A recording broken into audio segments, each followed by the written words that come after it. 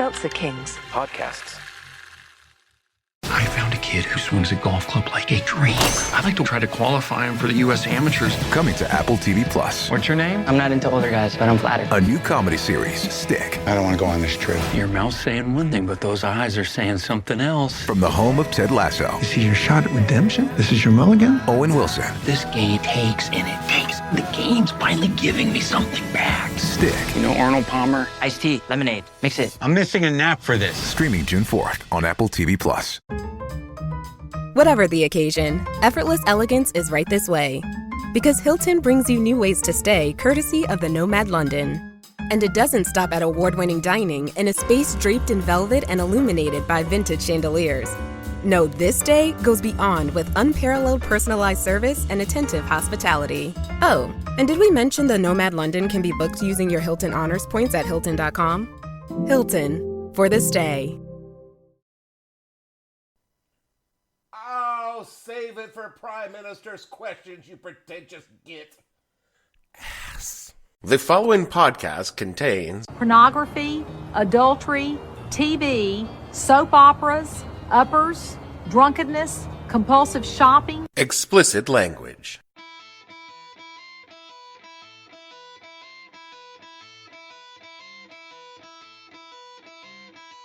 Hello and welcome to the podcast that asks a simple question. When you just kind of forgot about authorizing illegal transfers of weapons and monies to foreign nations in violation of numerous laws. What the hell were you thinking?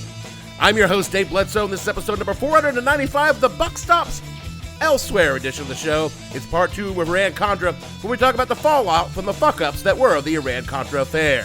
Stay tuned. The What the Hell Were You Thinking podcast is brought to you by Shreds It All, your first choice in document destruction. Are you a business person with a massive amount of incriminated documents that could result in your conviction? Are you a government official who needs to clean up a few things before a congressional misunderstanding? Finally, are you finally ready to accept that your 1,200-page dark fantasy novel will never be finished and ready to pack it in? Then your first call is to Shreds It All. Our team will bring out industrial paper shredders and a mobile burn box to take care of your document destruction needs. When the inevitable cover-up begins and your back's against the wall, don't panic. Call Shreds It All.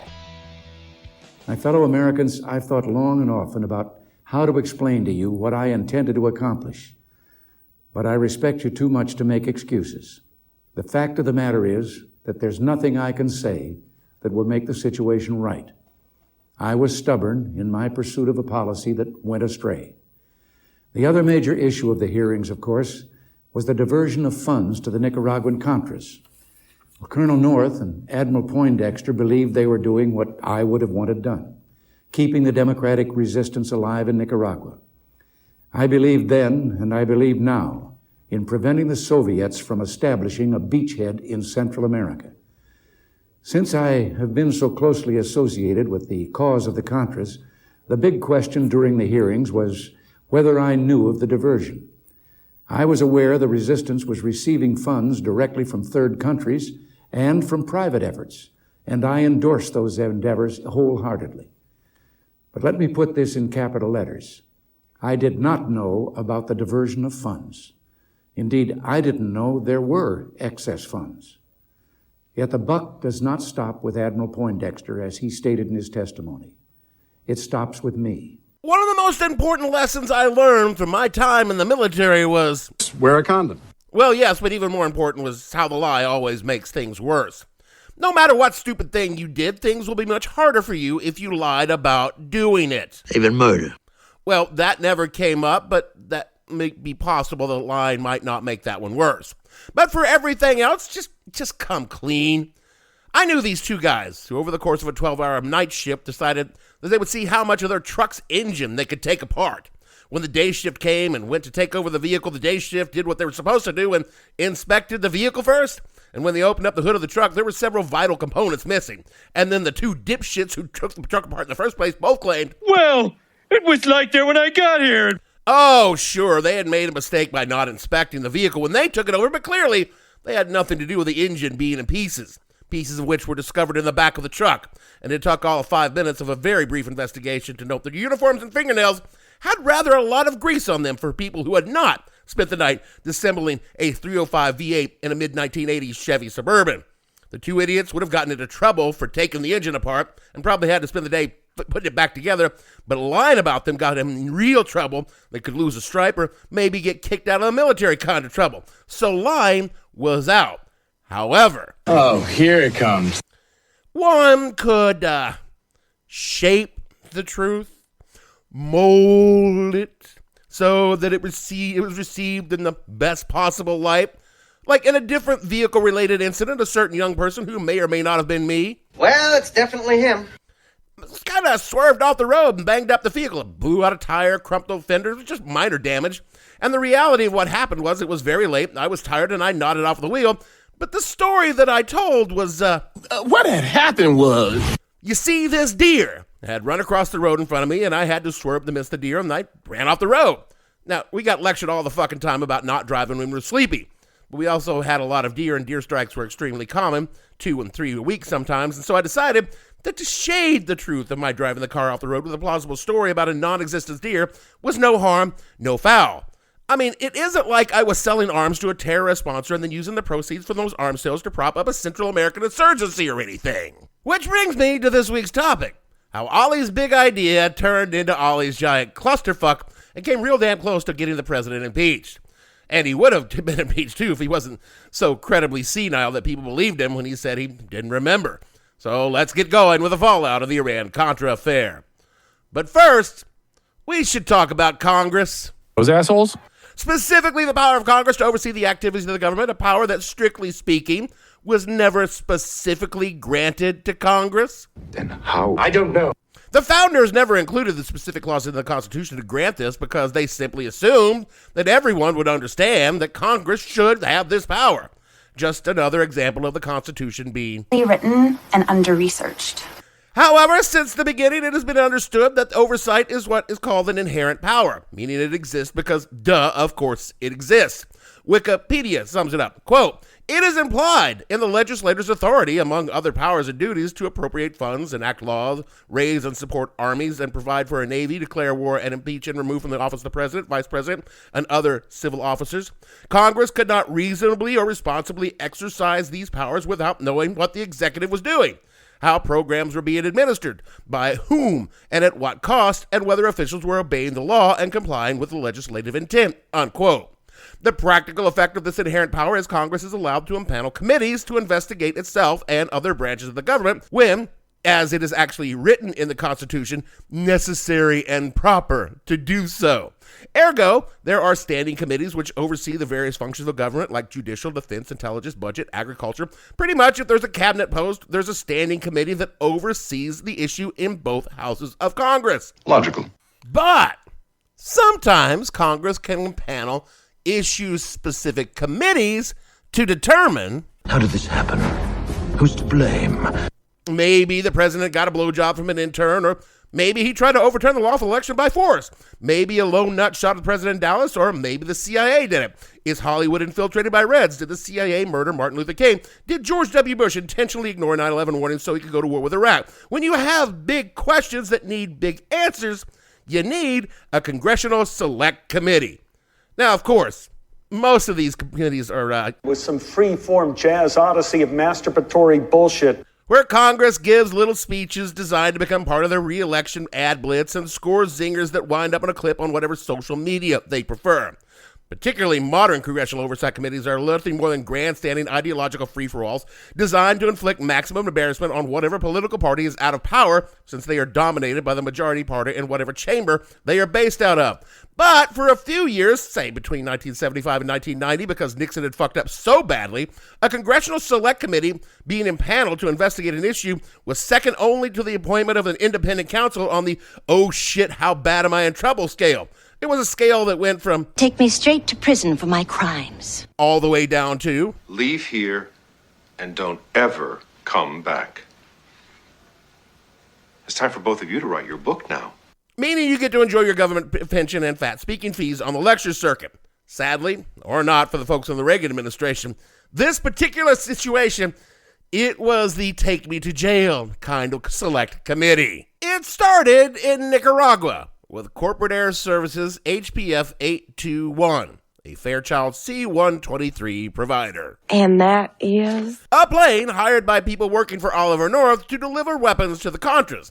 On board that plane, when it took off filled with illegal weapons, were several people, one of whom was named, and I swear I'm not making this up, Eugene H. Hassenfuss. It's a funny name. Eugene was a veteran of such missions. He flew for the CIA's Air America during Vietnam, dropping weapons shipments to places that America was not actually supposed to be dropping weapons shipments. And now he was doing the same for the Contras. The plane was spotted by Nicaraguan troops flying low over the jungle and shot down by a shoulder-launched missile. Hassenfuss was the only one on board wearing a parachute, so he escaped and was promptly captured by the Sandinistas. And then he was paraded in front of television cameras and accused of being a CIA agent, which he wasn't. He was a private contractor working for the CIA. See the difference? Yes. Hassenfuss was tried for terrorism, sentenced to 30 years in a Nicaraguan prison, was released before Christmas, and returned to the United States. But the whole incident made some people suspicious that maybe something fishy was going on down there in Nicaragua, and Congress maybe should investigate. Less than a month later, a Lebanese magazine called Ash Shira, Lesbian porn site. Lebanese. Where was it? Anyway, Ash-Shira published a story in Arabic that a source told them that the United States was actively engaged in selling Iran weapons in exchange for hostages that had been released over the past year. The story was picked up by the U.S. media, and coming on the heels of the Hassenfuss story, more people began to suspect that perhaps someone was playing a little fast and loose with the truth up at the White House. Doesn't sound like them at all. White House officials instantly reacted. He told me the truth about what happened. Oh, definitely not. They went into spin control. Non-denial, denial, strategic leaks, and to friendly reporters, and the insistence that you should not believe the media or your lying eyes, culminated in an Oval Office address by the Gipper himself on November 13th. Good evening. I know you've been reading, seeing, and hearing a lot of stories the past several days attributed to Danish sailors, unnamed observers at Italian ports and Spanish harbors, and especially unnamed government officials of my administration. Well, now you're going to hear the facts from a White House source, and you know my name. I wanted this time to talk with you about an extremely sensitive and profoundly important matter of foreign policy. For 18 months now, we have had underway a secret diplomatic initiative to Iran. That initiative was undertaken for the simplest and best of reasons: to renew a relationship with the nation of Iran, to bring an honorable end to the bloody 6-year war between Iran and Iraq, to eliminate state-sponsored terrorism and subversion, and to effect the safe return of all hostages. Only Reagan didn't so much get into any facts. Indeed, to hear Reagan tell the story after the actual facts had came out, he not only didn't have the facts, he couldn't remember if anyone had told him any facts at all. The spin control was nowhere near working as more and more reporters began digging around for juicy details that came from top government officials. There were who were only too happy to provide them because the Reagan cabinet had been engaged in a brutal backstabbing Civil War pissing match with one another for power, influence, and access to the doddering old man ostensibly making decisions for the nation. There were 3 factions vying against each other. In the center was White House Chief of Staff Donald Reagan, who probably didn't get the job because he's named like my name. But Reagan being Reagan, you honestly can't rule that out. Reagan was an ineffective showboat who was more focused on the appearance of being a good leader than actually leading anything. The second faction were the Hawks, Secretary of Defense Caspar Weinberger, CIA Chief Bill Casey, National Security Advisor John Poindexter, and the third faction was the Secretary of State George Shultz. Vice President George H.W. Bush was kind of a floater, given the appearance of backing one or another group without actually doing much of anything, because he was busy guarding his chance to run for president in '88. All of them were playing Reagan, who had never been an intellectual powerhouse, but in the final years of his final term, would pretty much agree with whatever the last person said to him. Because the 3 groups were at odds, nothing was actually done about the revelation of arms for hostage swaps blowing up in the press. Keep in mind, no one had actually connected the Iran deal to the Contras yet. And to keep it that way, Oliver North implemented Operation Shredathon. Pretty early on, it became apparent that North was going to be the designated fall guy. Well, I'm not the kind to kiss and tell, but I've been seen with Farrah. I've never been with anything less than a 9. So fine. I've been on fire with Sally Field, gone past with a girl named Bo, but somehow they just don't end up as mine. It's a death-defying life I lead. I take my chances. I die for a living in the movies and TV. But the hardest thing I ever do is watch my leading ladies kiss some other guy while I'm bandaging my knee. I might fall from a tall building, I might roll a brand new car, 'cause I'm the unknown stuntman that made Redford such a star. Okay, that's my fault. That's my fault. I should have said Patsy, but at the same time, God, I have trained my minions so damn well. Allegedly, North had volunteered for the job, though later he would dispute this.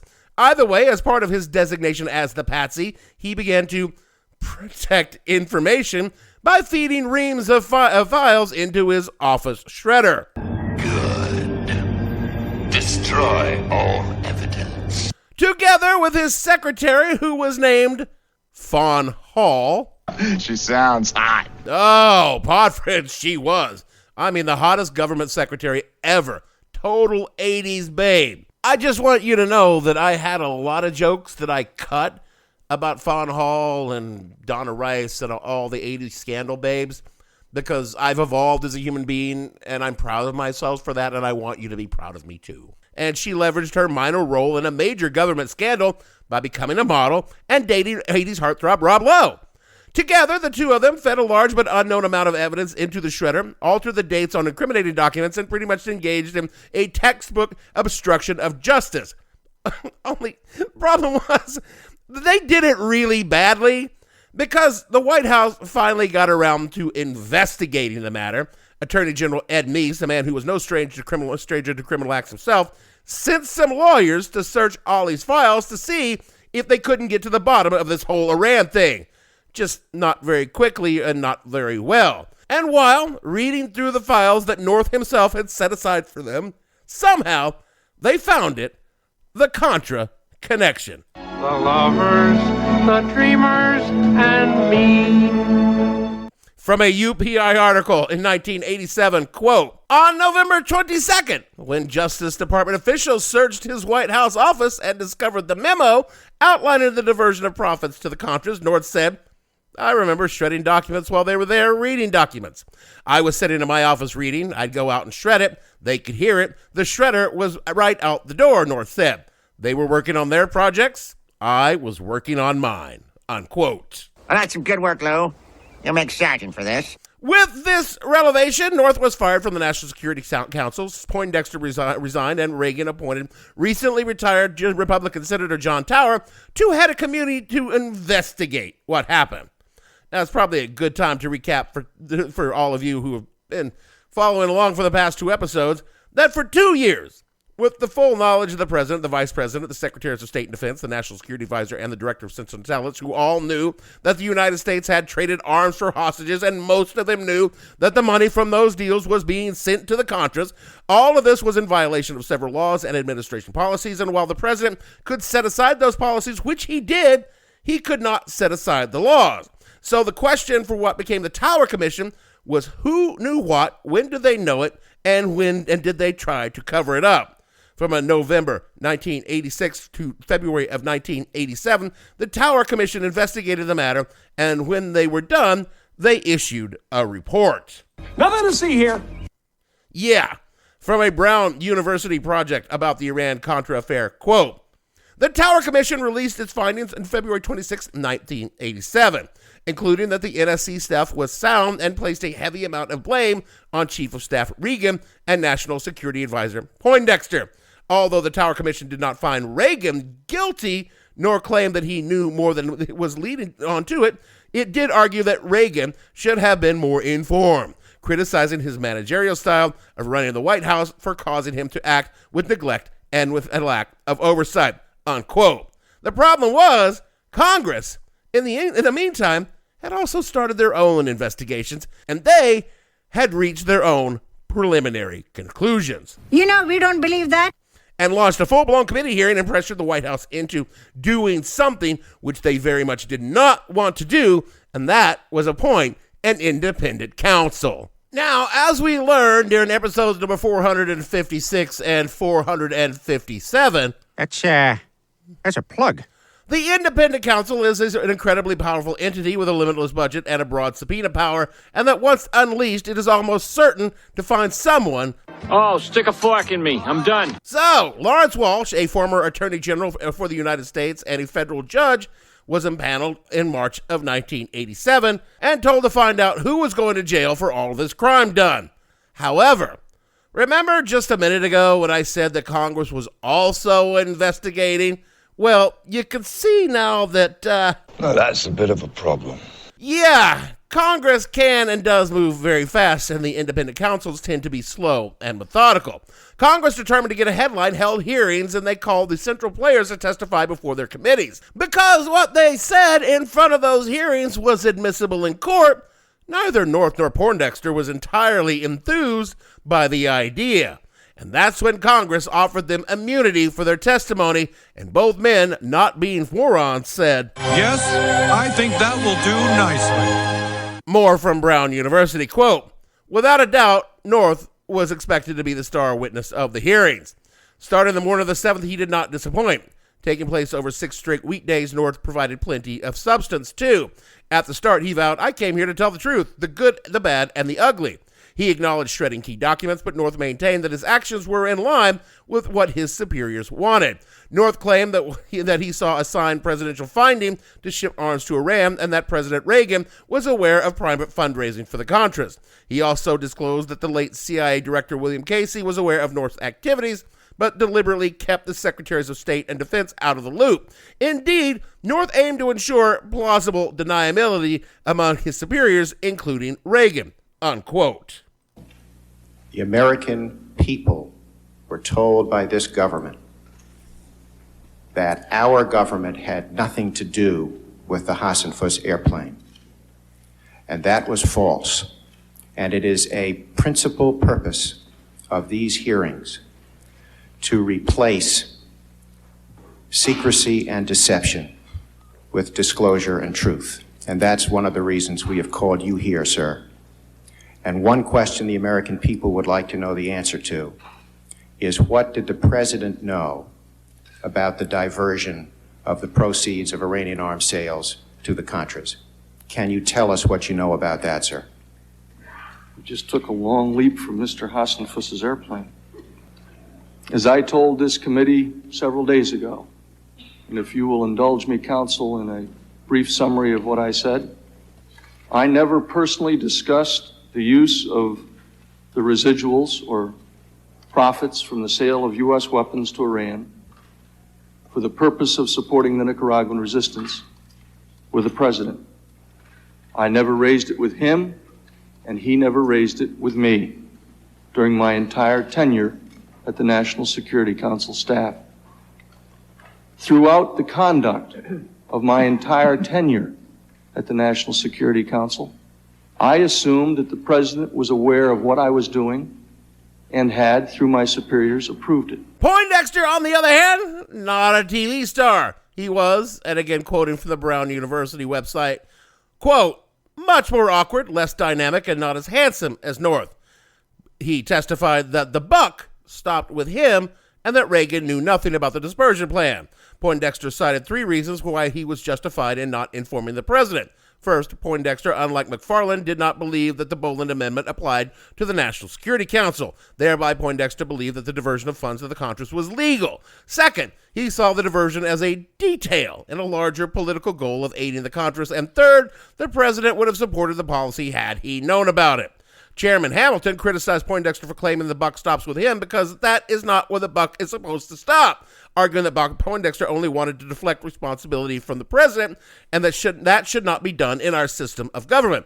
Poindexter admitted during this testimony that he had destroyed Reagan's signed finding that sent arms to Iran on November 21st, 1986, in order to avoid political embarrassment, and he also claimed to not recall several key incidents. 2/3 of those polled after Poindexter's testimony believed that he was covering up for others in the administration, and a majority said that he was covering up for the president, unquote. Both men stuck to their stories because they had worked out their stories from the beginning. They coordinated who they would screw over, and who they would protect. And most importantly, Reagan must be protected at all costs. So he was, every time that his name brought up, North and Poindexter vigorously denied he knew anything about it. You mean lie? Yeah, they lied a bit, yes. After the congressional hearings, the independent counsel had a huge problem. His two main suspects had spilled the beans to all their crimes, and he couldn't use a word of their confessions or anything tangentially related to their confessions against them in a trial.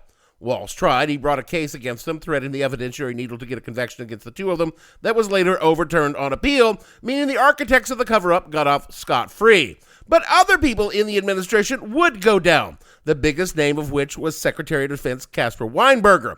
He would be charged with perjury and obstruction of justice because he had lied about taking notes on the meetings where the Iran Contra issues were discussed, and it turns out he had taken notes, very detailed notes, and in those notes he She named name. And one of those names in his notes was then a man who was currently the President of the United States, George Herbert Walker Bush, a position which, oddly enough, granted him the power to make all of this just go away. Pardon me, kind sirs.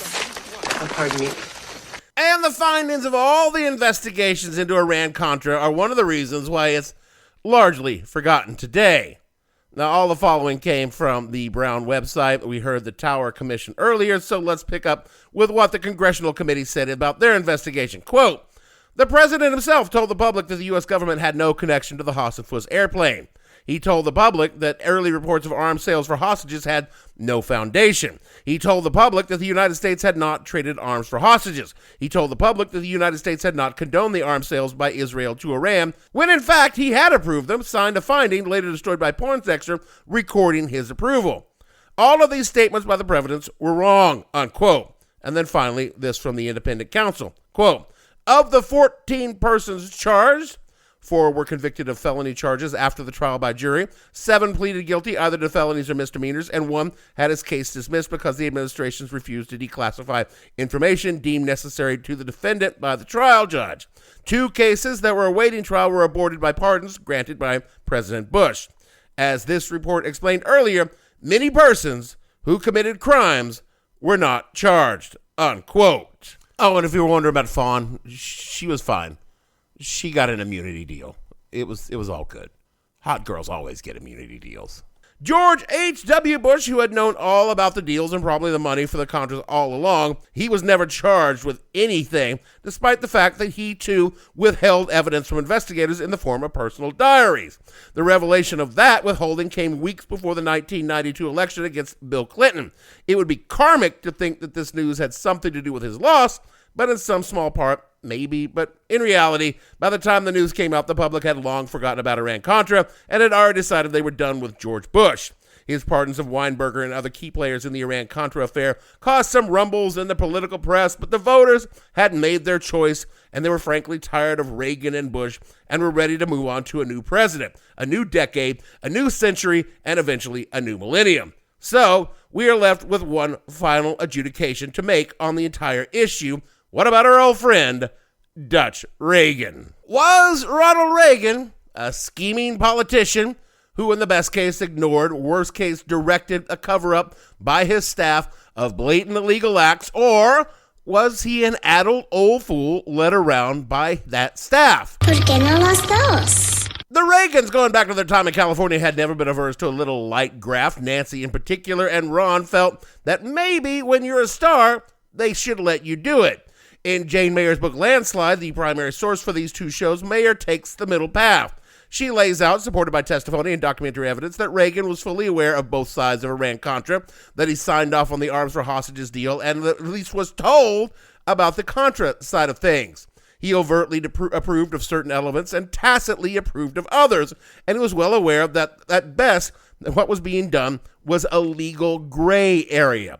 But his belief in the ends justifying the means, ergo getting the hostages back and fighting communism, made up for any blurred legal lines. When the story came out, he was already midway through his final term and entering the lame duck era of his presidency. He never really demonstrated any burning desire to ensure Bush took office after him, though that was certainly his preferred outcome. He didn't order a cover-up to help Bush. Reagan allowed the cover-up to proceed, in this humble podcaster's opinion, entirely out of ego. He wasn't worried about impeachment, and even if he were, without the cover-up, it would never have reached impeachment in the first place. There was plausible legal cover to keep it from ever getting that far, and at the most what would have happened was there would be a stain on his presidential legacy, and that, pod friends, Ronald Reagan did not want. He had experienced an incredible 2 terms as president, and as much as I despise the man, even I got to admit that the country recovered and then prospered during his 8 years in office and in the years that followed. Not all of it was Reagan's doing, but he got credit for it. And by and large, Reagan was untouched by what transpired. Again, from Brown University. Quote, "The day before the hearings began, 63% of Americans felt that it's time for the country to give the president the benefit of the doubt and put the Iran arms affair behind us. 1/3 of those questioned during the hearing said that they would care a great deal if Reagan had known about the diversion schemes, and a few days after the hearing's ending, 58% of those polls said that Congress spent too much time on the investigation. Ultimately, 58% said that the important questions had not even been answered. However, indeed, the Iran Contra Affair did leave the United States with several enduring issues," unquote. Not the least of which is what's going on right fucking now, because Iran Contra began the cycle of partisan interpretation of facts versus objective interpretation of facts. This is from a May 14th, 2025 article in Time. Quote, "The Reagan administration's lack of concern with legality, confirmed by the erosion of core democratic norms, including the separation of powers, rule of law, judicial independence, consent of the government, and trust," in its final report, the Democratic-led Congressional Investigation Committee sounded the alarm about the impact of Reagan's officials' widespread disdain for democracy. Constitutional process is the essence of our democracy, and our democratic form of government is the basis of our strength. A privatized war was a prescription for anarchy in a democratic society, and they argued that the diversion of funds was a path to dictatorship. But crucially, unlike Watergate, these conclusions weren't bipartisan. In fact, Republicans dismissed them. One conservative lawyer cynically called the criminal charges against North, lying to Congress and instructing inquiries and accepting an illegal gratuity, was nothing you couldn't charge 100 other people with in this town. Some congressional Republicans came away from the hearings convinced that their own institution should further encourage a unitary executive that bullied not only Congress, but also all executive departments. There were no constitutional crises, no systematic disrespect for the rule of law, no grand conspiracy, and no administration-wide dishonesty or cover-up, concluded Republican congressmen and senators in the now-famed Minority Report. Instead, many Republicans in Congress were frustrated by their own institution's right to restrain the power of the executive. They could freely dismiss the scandal in part because the GOP paid little political price for it. Voters elected Bush in 88. In 94, North came within a hair of winning the Senate race in Virginia. That same year, reflecting how Iran Contra became a partisan Rorschach test more so than a badge of shame. The New York Times reported that among those charged, convicted, or pardoned, almost all are unrepentant. Poindexter reflected that if I had to do it all over again, I would probably do things just about exactly the same way I did, unquote. As with everything else wrong with the United States in 2025, you can trace a direct line between the festering shit heap that is our government today and the actions of Ronald Wilson Reagan. Ideology above humanity, party over country, and most of all, the man in charge gets to do anything they fucking want because they won. And the only difference between Reagan and today is that today, they don't even try to hide it. McCrispy strips are now at McDonald's. I hope you're ready for the most dippable chicken in McDonald's history. Dip it in all the sauces. Dip it in that hot sauce in your bag. Dip it in your McFlurry. Your dip is your business. McCrispy strips at McDonald's. Finding a new job is stressful. But with Indeed, it doesn't have to be. Just fill out your Indeed profile with your skills, experience, and desired salary. The more you fill out, the better your matches will be. And hearing from hiring managers will be 2 times more likely. Relax. That's your Indeed profile sending opportunities your way. Indeed, the world can work better. That is it for the show this week. Oh my God, what a fun couple of shows these were. I've been planning on doing a show about this for a while, but I recently started listening to the Fiasco podcast about the topic, and that led me to the book Landslide and finally to doing these 2 shows. I don't usually run a topic that is live on another podcast, but I figure the crossover between me and Leon Nafok is pretty narrow, so you know who's gonna know. Speaking of not knowing, rate us and review us so other folks can take a listen and not know why you would do that. Kick us $1 at patreon.com/whatthehellpodcast. Again, use the website, don't use the app. All of that money goes to pay the lawyers covering up our mini cover-ups. Do all the things Jeremy tells you to do in the closing credits. Otherwise, he'll appoint an independent podcaster to get to the bottom of why you didn't. And so, for me, Dave, I know what you think you know, but let me reassure you, it wasn't me. Bledsoe, producer. Oh, no, it certainly was him. Gavin, and all the fictional minions on this show. We want to say that if you do the crime, just say you did the crime. You'll be better off, and we'll see you all next week. Heard the words that I told her. Heard the screams getting louder. Just stayed until it was over. Honey came in and she called me red-handed, creeping with a girl next door. What the Hell Were You Thinking stars Dave Bledsoe and features Gavin St. James and several fictional minions. The show is produced by Kimberly Steele and a part of the Seltzer Kings podcast network. You can find more information on the show on their website, whatthehellpodcast.com, or on Facebook as What the Hell Podcast. Thanks for listening. I have no ending for this, so I take a small bow.